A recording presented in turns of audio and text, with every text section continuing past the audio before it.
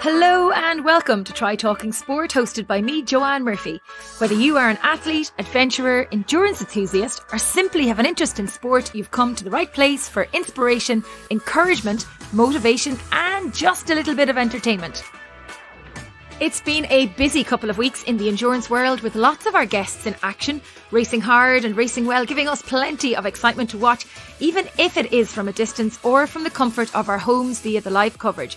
Well done to everyone who put on a race number and got to the finish line of their chosen event.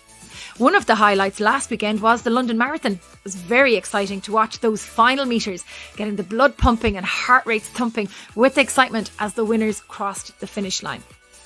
Speaking of racing, I had the pleasure of being part of the Ironman VR live show at the weekend on the Ironman Announcers Special Social Spin with Mike Riley, Paul Kay and Pete Murray. We turboed along the Queen K on Rouvy on Saturday during the live stream on the spin that wasn't a race, but was a race. It's always a race.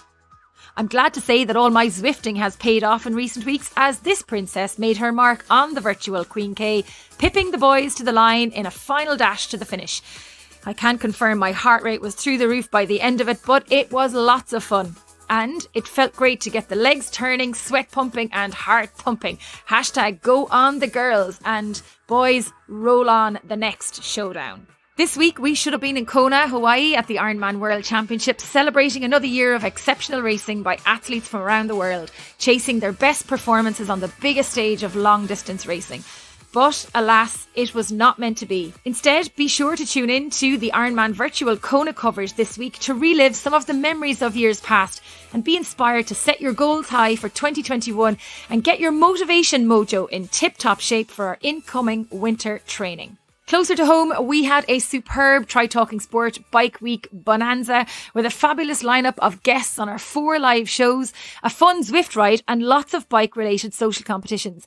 You can check out all the live interviews on the Try Talking Sport Facebook page. The Zwift ride was so much fun that we've teamed up with Primed Coaching and the Park Group to hold a weekly Zwift social ride on Monday nights at 7:30pm Irish time. To get the invite to the meetup, follow me, Joanne Murphy, Try Talking Sport on the Zwift companion app and keep an eye on our social media channels. Now, it is a friendly spin. It's more about the banter and the crack than any hard cycling and racing. We had 50 people join the spin on Monday night this week and there was almost as much laughing on Discord as there was cycling on Zwift. I'm still dipping in Galway Bay every day in skins. The water and air temperature in recent days has become colder, but I am hoping to try and keep it up as long as I can bear the cold water. With my fellow GTC members, we are doing the dips safely and within the COVID restrictions. The social aspect of the dipping is as important as the routine of getting into the water every day, and it's more of an adventure as opposed to an actual training session. Speaking of adventure and fun, last week I took part in my first ever full moon nighttime swim. You heard that correctly. I left the comfort of my home with a lovely fire to do a swim in Galway Bay at 9pm at night, and I can confirm it was lots of fun, even if it was a little chilly, but the chat and the camaraderie shown by all the swimmers on the night was superb. Amidst all of this COVID craziness, having some of these adventures, even though they may seem a bit cracked, have been fabulous. And whilst the swimming may not be for everyone, it is good to find something that is more about fun than anything else. I've had more belly laughs in Blackrock in the last month than I have had chocolate biscuits, and that's saying something considering my extremely sweet tooth. Before we get stuck into this episode, I had the pleasure of chatting with Dan Bullock from Swim for Try about my career transition from full-time fundraiser to professional announcer on the Swim for Try podcast. You can check it out on all podcast platforms if you fancy hearing a little bit about my own story in sport and triathlon. Now, back to today's episode. I've received lots of requests to have some age group athletes on the show alongside some younger athletes to share their stories in sport. So, in this episode, I'm mixing things up slightly and I'm delighted to feature 2 amazing Galway girls who share some of their insight and success in sport. Shauna Bocquet from Crowell AC, who at 16 years of age is a triple junior world champion in wheelchair racing. Taking up the sport at just 8 years of age, she has excelled in sport and has her sights set on some significant goals in the future. Her success to date includes competing at the London Mini Marathon 5 times, winning the under-14 age group on 2 occasions. She competed at the Diamond League in Zurich in September 2016 and the IPC Grand Prix in Paris in June 2018. And she was the VHI Women's Mini Marathon wheelchair winner in both 2018 and 2019. She, along with her family and friends, is fundraising to build a 400-metre track at her home club in Craughwell, which you can hear more about in this episode. You can also join the challenge and support her efforts and be part of her success in sport in the future. Pauline Murray from Galway Tri Club, who took up running in her mid-30s, last Saturday completed a 50k run to celebrate her 50th birthday. I chatted with Pauline on Sunday evening about the run, her training, her running buddies, the Galway Girls, her move from running to triathlon, and how joining Galway Triathlon Club has led to her living a life that she would never even have considered 20 years ago. With marathons, triathlons and long-distance swimming in her sporting CV and now a 50k run under her belt, her can-do and will-do positive attitude shine through in this episode. Both of my guests give us an insight into their journeys in sport, what it means to them to have an active lifestyle, and what drives and motivates them to pursue their passion for the outdoors and for sport. We chat with Pauline first, and then we catch up with Shauna and her dad Lloyd. Enjoy the show. Pauline Murray, thank you so much for joining me on the show today. A little over 24 hours after you completed your first ever 50-kilometre run. How are you feeling today? I'm actually an awful lot better than I thought I'd be. I wasn't lifting my legs out of the bed this morning, which I really did think would be happening. I'm obviously a little bit tight and my calves are really tight now at the moment, and I'd say that's a lot of the running on the pram. So obviously I put on the deep heat and a few bits, and I even rolled today. And I bought a Schlitter, I'd say 5 months ago, and I took it out of its packet this morning to run on my inner thigh, because that was the one that was giving me an awful lot of cramps over the 50k. And just explain to people what a Schlitter is, because we've quite a lot of people tuning in from outside of Ireland. So what's a Schlitter? Well, a Schlitter is a small little white hard ball that's used for hurling. And it's very hard, a lot harder than a tennis ball, I can tell you. And it's got ridges on it as well, so it'll definitely get into those sore knots. It will indeed, yes. So, Pauline, what happened that you ended up running 50 kilometres on your own yesterday? Where did the inspiration for the run come from, and how did you get on? What happened was I turned 50 in April, and obviously with lockdown and everything like that, there was no party to be had. Now I had a lovely day with my family, which was just wonderful to happen, like for the day. They would have been gone here, there and everywhere every other day, I suppose, but they weren't on that Sunday. So I had done the marathon last year, and I was disgusted with the time and what had happened and all that kind of thing. So I said this year I was going to run Dublin Marathon, and I wasn't going to care about what time it was or a goal. I was just going to go and enjoy it, because I had a goal in my head last year and I didn't reach it, hoping to break the 4 hours, and I think it was 4:35 or something coming in. So I didn't enjoy the finish line as much as I did on my first marathon, which was when I was 40 in 2010. Then I was saying, well, you're going to be 50, and 50k could happen if Dublin Marathon doesn't happen. Obviously, these thoughts were in April. And one of the girls, Paula Duggan, said to me, well, Pauline, if they don't run Dublin Marathon, you could still run it around Galway. And I said, well, there's a thought now. And that's when I decided if I was going to do that and Dublin wasn't happening, I'd do 50k. And then obviously Galway Marathon was on the 3rd of October, and there was no sign of that being cancelled. So I said, sure, I'll sign up for that. And if I'm feeling the training has been done and all that kind of thing, I'll try the 50k. I'll do a few miles before it and a few miles after it, and everything will work out fine. So changed the training plan to the 3rd of October. Unfortunately, that was cancelled too. So I said, well, here goes now. I said, I've changed the plan to the 3rd of October. And somebody said, why didn't you leave to do the virtual Dublin on the 25th or whatever date it is? And I said, because I changed my training plan and I'm not going running for another 3 weeks. I said, I'm doing this now. So I said that was what I was doing. And my friend Bridge, a very good friend and mentor and all the rest, she joined me for an awful lot of the runs, long and short ones. The Galway Girls are a group of friends. We've been running together for many, many Saturdays for a good few years. And she just said to the girls, look, Pauline might struggle doing this 50k on her own, because head-wise and everything, and it's not a race, and there's not going to be any supporters or anything like that. So how about everybody doing a few miles with her?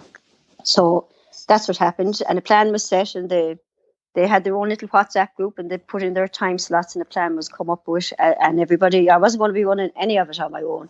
And I found that out last week, and I was just chuffed and thrilled, because I knew some people would join me at different times, but I didn't think the whole 50k would be covered.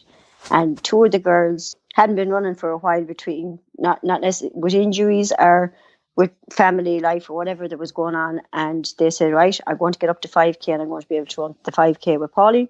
And every single one of them in the group came out. Now, one was injured, and she decided, we was taught that she'd come out on the bike, and she brought all the energy bombs and the hydration drinks and the waters and bananas and whatever else that we needed, not just for me, but for all the girls that was running with me as well. And she even had a silver, do you know the silver wrapper thing you put around you when after you're finished? She had that and everything. And the girls were even carrying my water bottle in case there'd be too much for me to carry. So it was just amazing. It was such a special day. And as I said, what better way to celebrate your 50th birthday than doing 50k with all your running friends? Doing 50k in your hometown. You passed by your original home house on Henry Street when you were running up and down the prom and over to Dangan. Well, I actually called in because my father had told me he wanted to see me and he was going to go down to Nemo Pier at certain times. And if I miss you, I'll go down again, or I'll go out to Grattan. And he obviously missed me. So I think I was coming up to about 26 miles, and I called in to see him, but he was up along the canal somewhere, and we missed one another. So I rang him anyway later on, obviously, to say hello and whatnot. But at least we were able to use the toilet and get another drop of water before we moved on. So. What struck me yesterday, Pauline, was the amount of people that were out supporting you, obviously within the COVID restrictions, supporting you and at a distance and that. But I passed you twice on the prom yesterday, and even in our Galway Girls WhatsApp group, the messages were flying from early yesterday morning. There was such a huge amount of support for you doing the run yesterday. Oh, it was amazing. I mean, I got those messages on Friday evening wishing me the best of luck and everything. And in the running group, everybody saying, good luck, Pauline, hope everything goes well. GTC, I'd say every single person in the group must have messaged me saying, you're a legend. Wow, that's an amazing challenge, blah, blah, blah. And I'm like, how many more people have done 50Ks and 100Ks in the group? I kind of felt I'm not achieving as much as all ye have, but, you know, with them doing Ironmans and half Ironmans and things like that. But it was just amazing, the support and people beeping at us. And we even met Richie, who wasn't assigned to do any time. And we just happened to bump into him on his long run.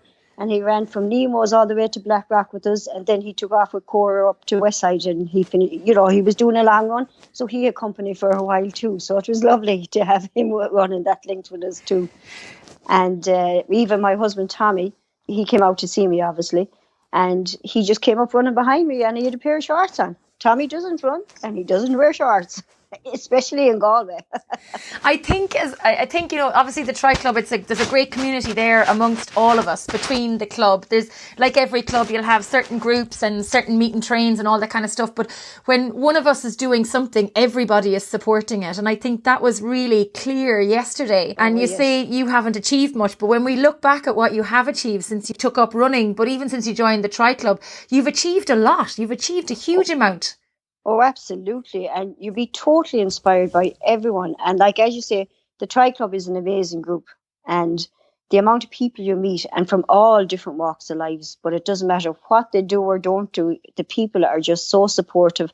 And I wouldn't be one of the Speedy Gonzales, but everybody, even the elite, they would always come and talk to you as though you were as fast as them. Do you know, that kind of way?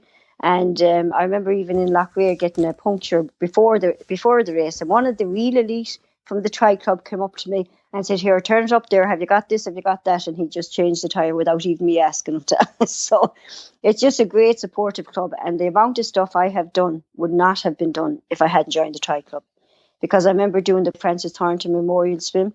I remember going out there watching it with the kids, because we would have known Francis. My daughter and her daughter went to school together. And we went out there one day to see it, and I was just amazed. And wow, these are amazing people. 13 kilometre swim. And at that stage, I was running with just a little bit. I said I wouldn't even be able to run 13 kilometres, never mind swim it. Went to Blackrock with the Tri Club. I was just amazed, the support, the welcome home they gave to everybody that year. And I was saying to myself, and I heard you could do a relay, and I said, cheapers, maybe I might be tempted to do a relay with this crew. And I said it to Fiona Lyons. I said, would you ever be tempted to do a relay? Not at all, she said. If I was going to do that now, it would be the full. I was laughing at her. I said, oh, wow, good on you. So I went and tried to find somebody else that maybe just to do one other person to do the relay. So I'd be doing 6 or 7 kilometre swim. But by February, with all the training that I was doing and Fiona Donovan and the Tri Club swimming lessons, I said, I think I'll be doing the whole lot myself. So that was, and as I say, that thought would never have entered my head only for I joined the Tri Club. And that was back in 2014, wasn't it, that you did it? 2014, yes, yeah, the 26th of July. It stands out in memory. I won't ever forget the date.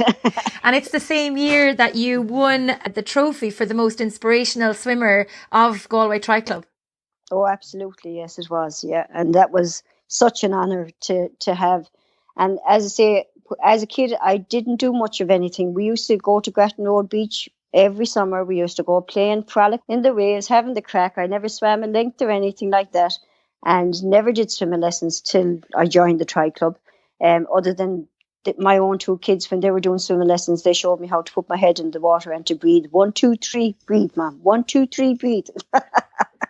So it was it was just brilliant. Like, and for me to get inspirational swimmer, like, I was just totally in awe of it all. Like, I mean, I remember the Roisin Dove that evening, and there were, I can't remember if it was end of season or what exactly it was, but when they were giving out the different prizes, and I was just shocked that I got something like that. I mean, when I started swimming with the girls, I had my daughter's wetsuit, surfing wetsuit, whatever you call it, that she used to jump out in Blackrock with.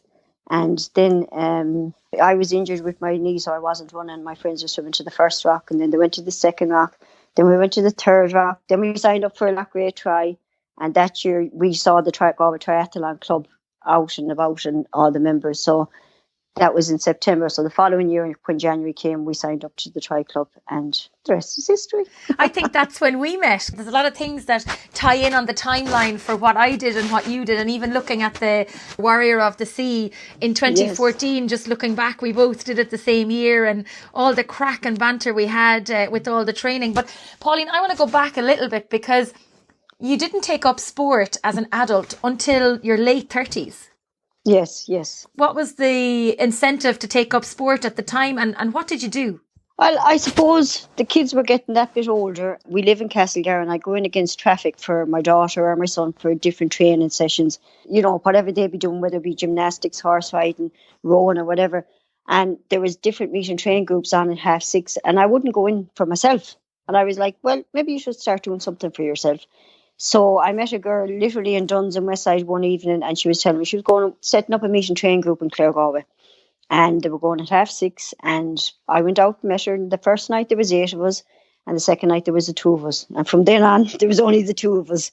And I would be a girl that would have run down the bog road and back with the buggy when the kids were younger. But I would never venture out onto a street, because I couldn't for the life of me let anyone see me running in public, kind of thing. And we went to Clare Galway Community Centre. That's where we met, and we used to run the loop of the 10K. From there on out, I just kept going, and myself and herself became good friends again. I would have known her through a few friends from school. Then I can't remember the year. I think that was about 2006 or 7. I met Bríd McGath at the Council Care West 10 miler, and herself and her friend Bríd Moore. We just got chatting, and we realised we lived close enough to one another. So herself and Bríd joined us for the runs in Clare Galway, and then we started doing a few races and joining up with Athenry first, because we went to do a race and you had to be a member of a club, so we had to join Athenry. And then it was too far away for training, so we joined GCH when Fit for Life came about. On Saturdays then we met people from Fit for Life. We decided we'd love to run on a Saturday, so a few of us met up, and then we became the Dangan Girls. And after that I joined the Tri Club once I started swimming. So, and like that, I didn't even own a bicycle till my mid-30s or 40s.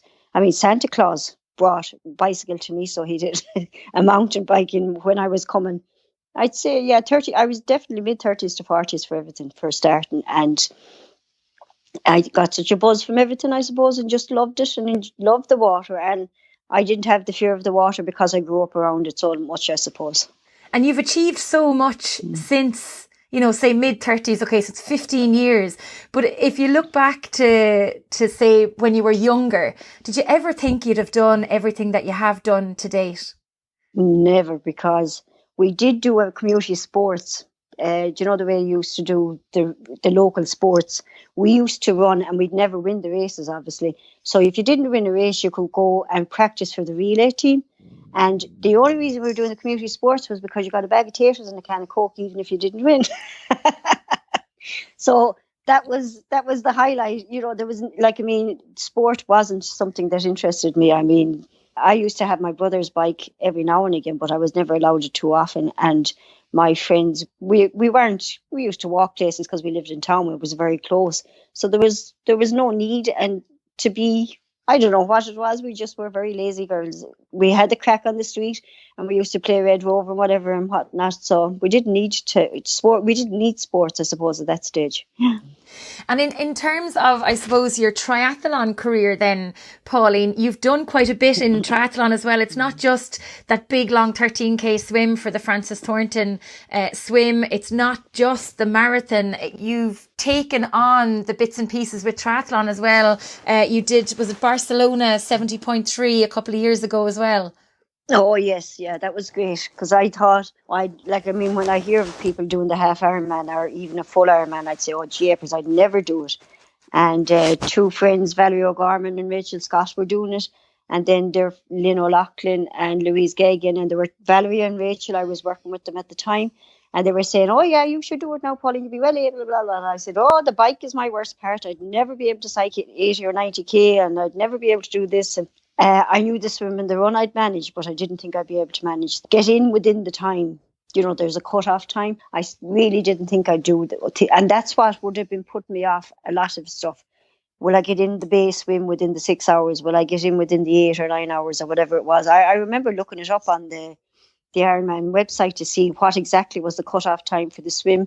I knew I'd get there on the run, but the bike, would I be able to do it kind of thing? So when Rachel and Valerie said, the oldie like me can't go over to Barcelona with yourselves, for Jesus, I'd be like, whatever. So, we signed up for it. We didn't even look at the route. It just was a good place to be going. We went off and did our cycles in frosty mornings and cold mornings and everything, but we did it. And I went to the Hurt Locker to try and increase the decency on the bike and all that kind of thing. And that strengthened me up. But I even did duathlons that year, which was something I hadn't ever tried, and I really enjoyed them.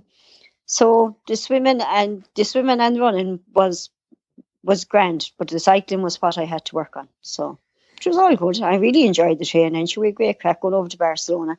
I think it was my first time ever in an airport not having a pint. We had teas and coffees, and I was like, what's going on here? Why aren't we having a pint? I love it. That whole new lifestyle. And I think that's what's kind of come through is how, it doesn't matter what age you take up triathlon or take up sport, but you can embrace the lifestyle and it can change your life. Yes. Oh, absolutely. Because the few friends that I grew up with kind of have our chats and our WhatsApp groups and whatever. And I just told them that I did my 50K yesterday or whatever. And they said, well, Jesus, I don't know how you do it, Pauline. You're a mighty woman, blah, blah. And they said, next time now you do it, make sure to tell us. And we'll find some bike somewhere, they said, and we'll follow you around. And one of them said, yeah, you'll be well finished and we'll still be lost looking for you going around Galway. I mean, they do absolutely no... Like when I send a photo of me coming out of the water, they'll send me a picture of them having a cup of tea with a bar of chocolate or a glass of wine or whatever it is, because aren't you mighty woman? Well, I'm sitting here now nice and warm by the fire watching TV, And are you proud of what you've done, Pauline, over the years in what you've achieved in sport? Oh, absolutely. I think the proudest moment and the best moment for me was finishing the swimming in the Frances Thornton Memorial. My parents were there, my sister was there with her kids, and my cousin was even down from Dublin that particular day, which was great.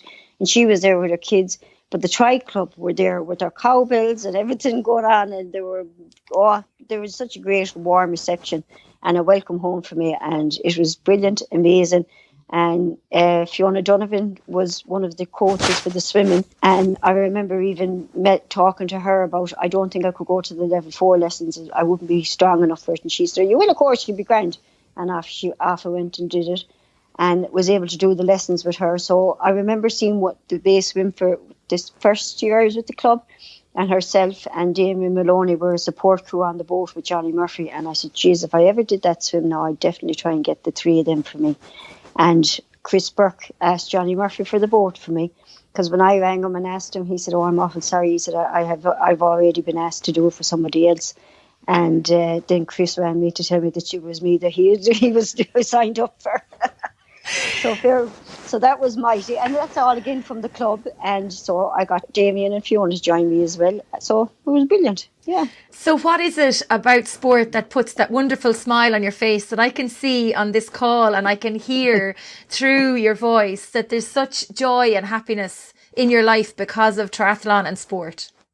I suppose it's just the great buzz and the endorphins that you get out of going for a run, going for a swim, and going out on the bike is a lovely, it'd be so much nicer, obviously, if there wasn't as many cars on the road. But it's just the love of running. You feel free. I mean, I was getting up and dropping my son to work at 6:30 all over lockdown, and I was going for a run at 7 o'clock in the morning, and I was listening to the birds, and I was like, gee, this is great. And I said that to one of my friends, and, I was saying, I was getting up I was heading off at 7 o'clock this morning. The birds were singing and this was going on. And she said, yeah, but if that was me, I'd be saying, what the heck am I doing this thing for? Because I just enjoy it. There was a day last week, I think it was Sunday morning. It was the first Sunday I didn't have to do a run with the training plan. Even if you did a long run, you had to get out for an hour of a run for the 50k plan. And last Sunday, I didn't have to go out for a run, and I was in bed until probably 9 or 10 o'clock. When I got up, my son told me to go back to bed and come back out the other side because I was a cranky brat because I hadn't had my run, I suppose. So I just need it. And it takes your mind off so many things that might be going on at home or at work or whatever. Like I was doing a course a few years ago, and my head was wrecked, and I had to do something, and I had a deadline. And I couldn't, for the life of me, get around it and get on with it. So I just said, do you know that now? I'm going to put my runners on. Went off and I couldn't do what I was supposed to do. I just couldn't get going with it. Went off for a run, came back and had a shower. Half an hour later, I'd nearly finished the piece. So it's just like I don't wear headphones or anything like that. If I'm running on my own, I just go out and run and think of nothing other than me. And it's all about me, having a little bit of time for myself. And the 50k, at the end of the day, when no races were happening, I said, this 50k is all about me, and I'm being very selfish and all the rest. But, I didn't even think about doing it for a charity or anything like that, which was probably silly. But I didn't want to be asking people for money because we did the Stephen's Day run recently for Western Alzheimer's and the Alzheimer's Society of Ireland. So that was in December, and I didn't want to be asking people for money again or putting up donate pages or whatever. But then one of our friends, Michelle, who has a little girl with Down syndrome, she's only 1, she put up something about socks. Let's rock the socks, Down syndrome Ireland, for the Voices of Galway. So when she shared that, and Lynn asked me on the WhatsApp group who was I doing it for, I said, well, sure, Jeff, that's just a coincidence now. So I put that up there, and a good few people have donated. And my friend Bree made a donation and got a good few pairs of the small socks. So we wore the socks yesterday when we were all on the prom. Hopefully they raise loads of fund with Voices of Galway for speech and language and all that. Please God. Yeah. And what sort of training did you do, Pauline, for the 50k? You mentioned there, even on a day where you weren't doing a long run, you still had to get out for a bit of a run. Yeah, crazy training. When I decided I was doing the 50k run, my friend Michelle said she'd maybe try it as well. So she was a quiz looking up on the computer and what to do and what not to do. So she came up with a plan, a 50k plan. I was training 5 days a week. On the 1st of June, I took up with the plan, and I had been training for the Crofel 10. I was well up in my miles. I was up to 10 or 20 miles. So on the 1st of June, that was my first long one according to the plan, which was week 4 in this plan. But their runs before that would have been 10, 12 miles. They were the long runs, so I knew I would be able for them. So when I started, it was 20 miles, and then it was going up to 30, 39, 42, 20. And every single week, unless one day I wasn't feeling great and the back of my knee was sore. I think that was the only day I didn't. The boxes ticked for every other day. I really stuck to it rigidly. When I did the aquathon there recently, I was supposed to do 16 miles on the Saturday. But when myself and Bridget were chatting, I decided I was only doing 10 miles the Saturday because I was doing the aquathon the following day. I would have done 50 miles now, a good few weeks, in around week 15 and 16.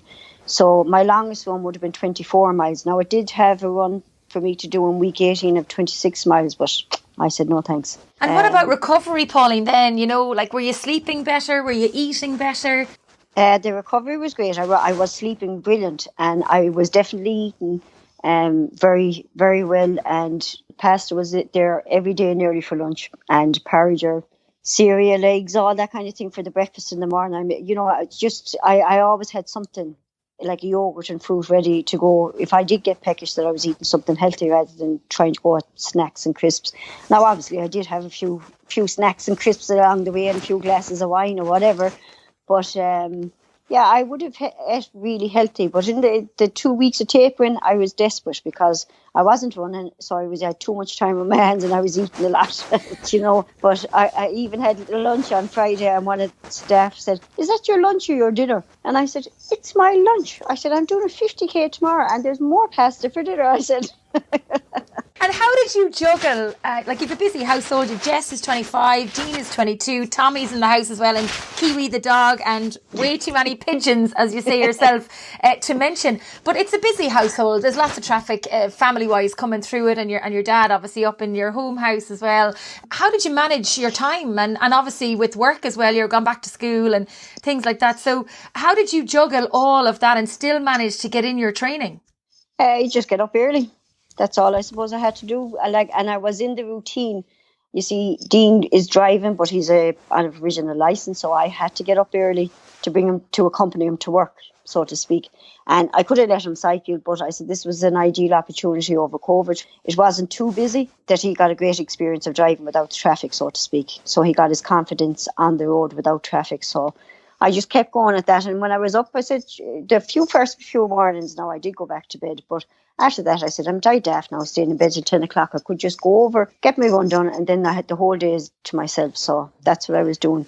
And it was tough coming back into work in September. And as Bridget said, when I used to come over to her after work, she'd see the exhausted, tired look on my face, and she said it was like running was becoming a chore at that stage to me, because I had enjoyed it so much over lockdown and the summer, that the last few weeks where I was just getting tired, I suppose, and between work I was just more exhausted. The 3rd of October couldn't come fast enough for me.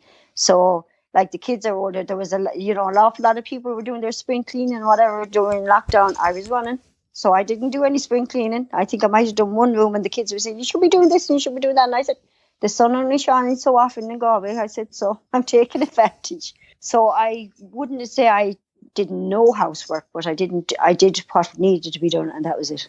Of course, I forgot to mention your mum there as well, who went into a nursing home earlier in the year. Oh yes, yeah, she did. She was in hospital since Christmas, and she has Alzheimer's, so it was a tough time, but thank God she got a place on the 3rd of March, and 3 days later lockdown happened in the nursing homes. The visits were stopped, so it was a tough time for us, but yet I think it was easier that we weren't allowed out to the nursing home, because she was very frustrated and aggressive at that time. So her settling in without us being there helped the staff as well as us. And it was a time for us that we could go to the window and that type of thing, window visits. But she settled easier, I think, and we got the break that we kind of needed from seeing her in hospital, and the frustration that we knew that she was being well cared for in the nursing home, and the staff were brilliant, and even if you rang them every single day to see how she was, they were very nice to us all the time. And the Later Life team came back on board once she went into the nursing home, and they were a great support to us, and everything got sorted, thank God, and she's happy out there, and we get to visit once a week if we're lucky, because there's more restrictions now with everything else that's going on. So I think I got inside the nursing home on the 3rd of September, which was exactly 6 months after she went in, because obviously Dad would have to be the one to go into the home, And I was the one that was driving him there. So I was doing the window visits to allow my mother to get the second visit then with one of my other sisters inside. So, yeah. So incredibly tough. Oh, incredibly tough. But just to think, like, my mother was refused from a few places in nursing homes because she was a loud lady and she walks a lot. And it's a terrible thing to say, but they were actually picking their residents. They were cherry picking. It was like having a child with special needs that you were fighting, and they were refusing her a place because she was going to be too much like hard work. Was literally it. Well, thankfully she's somewhere now where she's happy, and that you're happy with. Oh, absolutely, it's brilliant. A small silver lining in the midst of a difficult time. Pauline, I'm going to finish up very shortly with you, but I want to ask you one or two more questions. And one of those is for anyone who's listening in, who is in their mid-30s, 40s, 50s, 60s, whatever age they are, and they're considering taking up sport and putting on the runners or getting on the bike, or maybe thinking that a bit of swimming might be for them. What advice would you give them, having come through starting sport later in life? Just go for it. Remember that every single one of us had to start somewhere, and we do incredible years within the preschool. And Wally always says, "I can do it," and that's the way when I did my first triathlon or half Ironman or anything I was doing, I was saying, if it didn't work out, I'll say, I'll try again. These are all different mottos that I'll be kind of keeping in my head. But just get out there and do it. And as I say, if you need to go down the bog road in your home house for the first few runs or whatever you want to do that. Get your confidence and then go and join a club or a meet and train group, or get a few friends together and meet anywhere. And we're just so blessed with Dangan, and it's such a lovely place to be running in. And even though it's not, you don't always have to be on the grass, it's just a lovely spot. But there's so many beautiful places that we can go and run. This is the thing about, I think, our age group, that we'd be thinking of everything. I have to do this, I have to do that, I have to do the other. And the only time you get for yourself might be sitting down having a cup of tea late at night. So you have to make time for yourself. And your household benefits, and you benefit obviously from it, because you're meeting new friends, you're having a great crack, and you're not only meeting them for drinks and wine and crazy nights with hangovers, you're meeting them for a cup of tea or some water or a cup of coffee or whatever. This is the social gatherings. That's what I was saying. In later years, we're not able for all these crazy nights out. So you're meeting people and you're having the chats and the conversations, and you still go and have coffee together and still more conversations. And, sharing is caring. And, it's for mental health, it's just time to yourself. You need it. And I've made so many amazing, brilliant friends through running, through swimming, and obviously through the triathlon club and cycling, and everybody will do their best to help you out in any way that they can. I mean, when I was training for the Bay, and I was swimming with 3 or 4 lads that were amazing people. They'd done Ironmans and everything, but they didn't say, "Feck off, you're not swimming with us, you're not fast enough." They welcomed me with open arms and take my turn to have the flask of coffee and the scones and whatnot. So everybody's so welcoming, and I think you just go out there, take a chance, and get out there and meet a few people, and it's great. It's amazing. And it's even amazing the amount of people that have met loved ones through triathlon, through running and all that kind of thing. So, yeah. It's not surprising, Pauline, that you had so much support throughout the course of your training and throughout the course of your sporting journey. It's just you getting stuck in. You talk about not wanting to run in public because, you didn't want to be seen, and how far you've come from that bog road to running loops of the promenade yesterday. I want to ask you, will you do another 50k, or what's the next challenge? Well, the 5k for Cree is the next challenge on Friday evening. We signed up with all the Galway Girls, and we said, yeah, we're going to do this. I said, if I walk or crawl it, that'll be fine, I'll do it. Yesterday I was thinking, I'd never do this again. And I wasn't looking at the 50k. I was 50k. It wasn't a marathon. I wasn't thinking of a marathon. I was 50k, so I wasn't even, a marathon just sounds so hard nearly. 50k didn't seem as bad. Crazy, I know. So I have signed up for the virtual Dublin Marathon. But my legs aren't feeling the best now today. I don't know if there's an injury or what exactly. We will find out in a few days' time, I'm sure. I don't know. I had said I'd do the virtual marathon. I don't know if I want a bobble hat that badly to go do it. But I'll wait and see. So I have no other challenges at the moment in my head. the next challenge, I suppose, is to get back into the swimming pool. I don't know how I'll get on with that, but yeah, I'm happy doing what I'm doing now. I'll be feel grateful now that if I feel like going for a run, I can go for a run. There's nothing saying you have to do it. Tuesday, Wednesday, Thursday, Saturday, Sunday, you had to go for a run. And I did it, and I enjoyed every bit of the training. There were days that I did not want to go, and I was saying, are you sure, Bridge, we need to do this? Come on. And so I did it, and I enjoyed it, as I say. The support was amazing, and I have definitely no plans for anything. I'll give myself a few weeks rest now before I think of another challenge. A few dips in Salt Hill for the legs and the coffee afterwards down at Palmer's Rock, and sure you'll be back flying it again in a couple of weeks' time. Thank you so much for joining me today. It's fantastic and well done. You are just brilliant. You're just brilliant. Oh, thank you very much. And it was lovely just kind of thinking back on all the different things that I did do. It was mighty to do that. So thank you for having me. It felt so special yesterday with all the support. Do you want to give a shout out to your Dangan girls before we finish up, to name them? I would indeed. I'd like to thank Bridge, Paula, Aideen, Cora, Michelle Wren, Michelle V, Ona, Jen, and Ger, who was on the bike with all the support as well. So thanks a million to every one of you. They all mean so much to me, and it was just amazing support from everyone. And yourself too, Joanne, beeping at me, and Jess running a bit with me, and Tommy and Dean and everyone. It was great. Mighty to see everybody. Well, lovely. Enjoy the rest of your rest and recovery, and I'll see you down at Blackrock for a dip during the week. Thanks a million.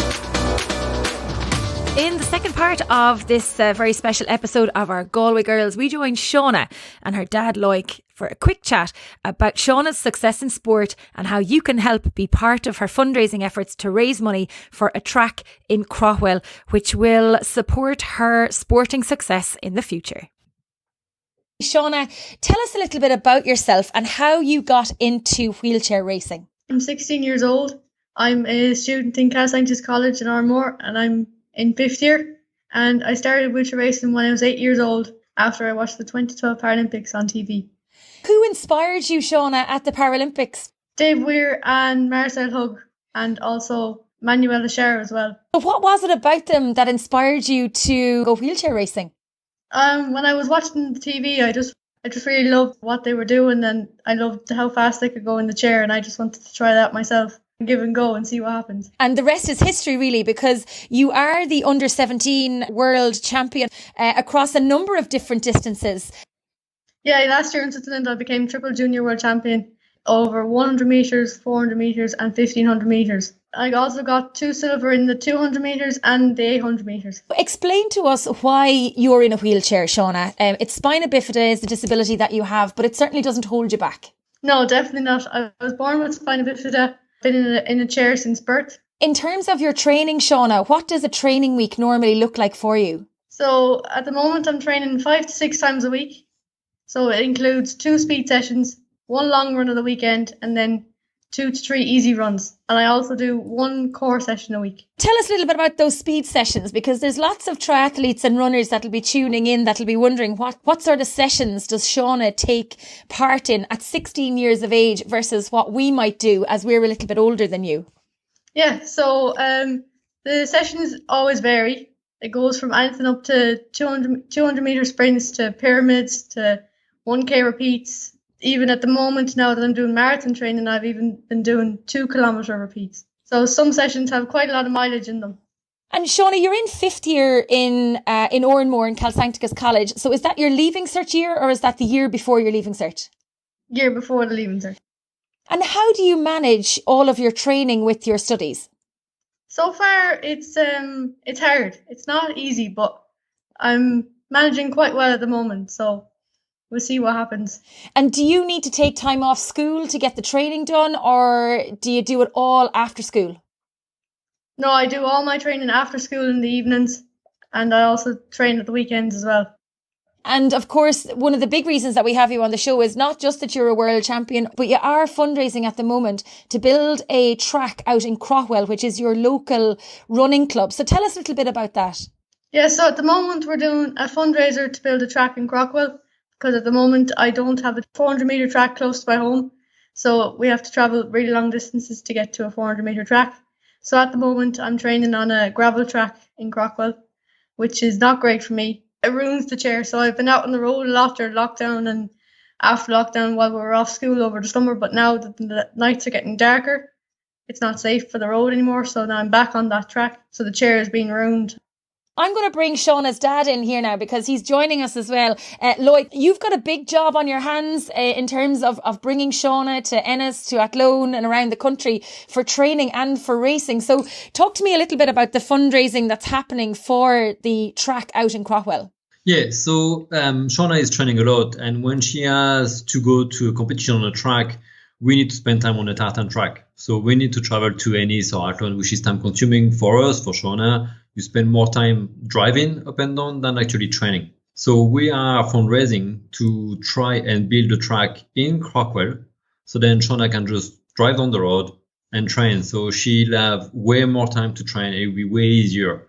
So when competition comes along again, we won't have that issue of, driving up and down the country just to train. So that's just a basic facility that we think she deserves. Absolutely. And you've got a couple of challenges going, Shauna. Do you want to tell the listeners a little bit about those challenges and how they can get involved? Yeah, so we have a couple of challenges set up as part of the 42 challenge. We have a 420 kilometre cycle over the month of October. There's a marathon, 42k, which is what I'll be taking part in. The 4.2k swim has just finished recently. There is 42 kilometre run relays with people taking part in them. So there's loads for people to get involved in. It's called the 42 Challenge.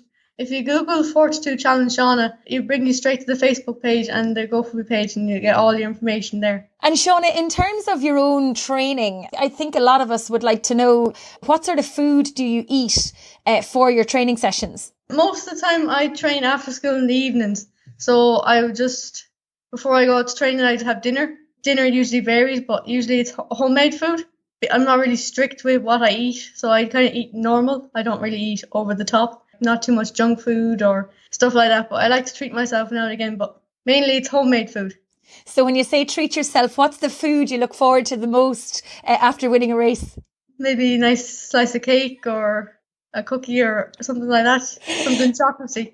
Yeah, just like myself, I have an awful sweet tooth. I love cake. Do you ever get nervous when you're at the start line of a big race? No, I never really get nervous. No, I usually get more excited than nervous, really, to be honest. And can you explain to us the different categories? Different categories for different levels of disability. So for me, I'm a T54. And then there's also T51, T52, T53. And there's also then for CPs and it's T34s and T33s. And in terms of your disability, Shauna, where does T54 sit? So T54s are, you have full control of your core, but you've loss of one limb, but you have control of your full upper core. Whereas T53, you've no core strength. Really, it's quite low. When you talk about doing a core session, what sort of training do you do for your core? Kind of the usual, really. Sit-ups, plank, Russian twists, all the kind of normal stuff, really, that people would do for core exercises. What about protecting your hands then, obviously, because you're rolling the chair? I presume you wear gloves when you're training and racing. Yeah, there's specific gloves that you can wear. There's two different types. There's soft gloves and hard gloves. So the soft gloves have like padding on them, on your knuckles and everything. And then and you go all the way to your wrist. And then the hard gloves then are they just cover your knuckles, and they're made of harder material. So far I use hard gloves. And yeah. What is it about wheelchair racing that you love? I love everything about it. I love being outside in the fresh air. I love spending time in the chair and going really fast around the track or on the road. And I also love travelling as well to competitions and making new friends and competing. Was it difficult during lockdown here in Ireland then? Because obviously there wasn't much club training going on. There was no school. There was no travel. So was that really hard, or did you enjoy the extra time available to train? Yeah, I actually enjoyed training more out on the road and spending more time training and getting more miles in. But I did miss the competition side of it.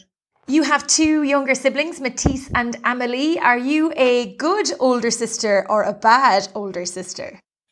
I'm a good older sister. A good older sister. Lloyd, would you agree with that? I would have to agree. Yes, yeah. You must be incredibly proud of everything that Shauna has achieved. I mean, to take up the sport in 2012 and to have her first track meet in the UK 3 years later, and to now be a triple junior world champion with 2 silver medals and so many other accolades to her name within her sport. It's fantastic for such a young athlete to have achieved already. It is, and to be fair, it's flying by. We just started the sport for, something for Shauna to do, be active, be out there. And then next thing, the competitive side came on. And since then, we've been traveling and we've been enjoying it and meeting people, making new friends. And it's been brilliant. It's been very good. You also brought in Ian Murphy from Scotland as Shauna's coach back in 2016. How important was it to bring in a coach who's worked with some high profile female athletes? So we've been very lucky on that side because Ian is actually coaching one of the leading Irish wheelchair athletes, Patrick Monahan from Kildare. So we got to meet Ian Murphy in that competition through Patrick. And then Ian offered his help because he could see potential in Shauna and was interested in helping us. And since Ian came on board, he's made a huge difference because obviously he knows the sport inside and out, and he's been able to give us a training program, how to plan before competitions, which races to pick, which events to pick. So it's been invaluable in terms of help for Shauna and for us. And of course, I believe his wife actually was a junior international athlete as well. And he spoke to you, Lloyd, before we came on air about the importance of the coaches and organisational education being key to keeping girls in sport once they kind of hit those developmental years into the teenage years. Exactly. There is a lot of responsibility, I think, for sporting organization to understand, that not all girls develop at the same speed, at the same level. And you need to be considerate of all what's happening during those teenagers, especially. Do you know what I mean? It's not because you go through a bad patch that you should be dropped or not encouraged. So there's a lot of responsibilities from the clubs to keep those girls in the sport. So Shauna, I want to ask you, what has been the highlight so far in sport for you? So my highlight so far would have to be the Junior Worlds last year in Switzerland. That was a really big week for me, and it was getting onto the podium and listening to the national anthem was one of the proudest moments that I've had so far. It was a really great feeling. It was amazing. If there's anybody listening into the show and who maybe have a disability themselves, or maybe are a mum or a dad of a son or a daughter who have a disability and want to get them involved in sport, what bit of advice would you give to them? I would say start early, and also it doesn't matter if there's no clubs around that are just wheelchair based. It doesn't matter if you just join a mainstream club. Just join, for example, I joined Predator Triathlon Club, and I swim now in the lake in the summer, and I still join them. And Crockwell AC. So just don't focus on wheelchair based clubs. Join a mainstream club. They're just as good. And did I see that you were involved with wheelchair basketball as well, that you're on a wheelchair basketball team?